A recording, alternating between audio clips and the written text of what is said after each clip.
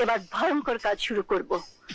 গুন্ডাদের দিয়ে তাড়াতে পারিনি, কিন্তু ওকে বিষ খাইয়ে মেরে ফেলতে পারবো। বাংলা সিনেমায় চা, কফি, দুধ এমন কিছু নেই যার সাথে বিষ মেশাননি এই অভিনেত্রী। পারিবারিক অশান্তির মূল হোতা কূটনামিকে যিনি শিল্পের পর্যায়ে নিয়ে গেছেন বাংলা চলচ্চিত্রে, তিনি অভিনেত্রী রিনা খান। মূল নাম সেলিনা সুলতানা রিনা। চলচ্চিত্রে আসেন পরিচালক সুভাষ দত্তের মাধ্যমে। সুভাষ দত্তই রিনার নাম পরে রিনা খান বসিয়ে দেন। এই নামই হয়ে গেল একটা একক ইতিহাস। সোহাগ মিলন ছবির মাধ্যমে তার চলচ্চিত্রে অভিষেক ঘটে। নায়িকা ছিলেন প্রায় বেশ কয়েকটি ছবিতে, যেমন মেঘ বিজলি বাদল, প্রেম যমুনা, মহানায়ক। 1982 সালে সুভাষ দত্তের সবুজ সাথী ছবিতে শাবানা সৎ বোনের নেগেটিভ রোলের অভিনয় করেন।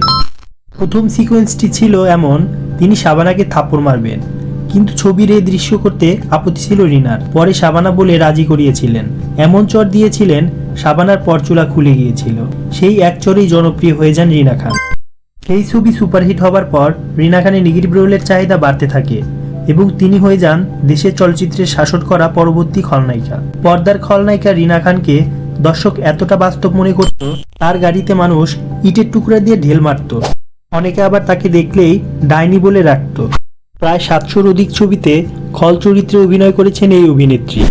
রিনা খান আলতাফ হোসেন কাজলের সাথে বিবাহ বন্ধনে আবদ্ধ হয়েছেন। আলতাফ হোসেন কাজল বেশ কিছু সিনেমায় নায়ক হিসাবে অভিনয় করেছেন। বর্তমান প্রজন্ম তাকে না চেনারই কথা। তবে আলতাফ হোসেন কাজলের বিপরীতে অভিনয় করেছেন ববিতা, কবিতা, রোজিনাদের মতো গুণী শিল্পীরা। বর্তমানে অভিনয় জগৎকে বিদায় জানালেও আবার নতুন করে অভিনয় শুরু করেছেন।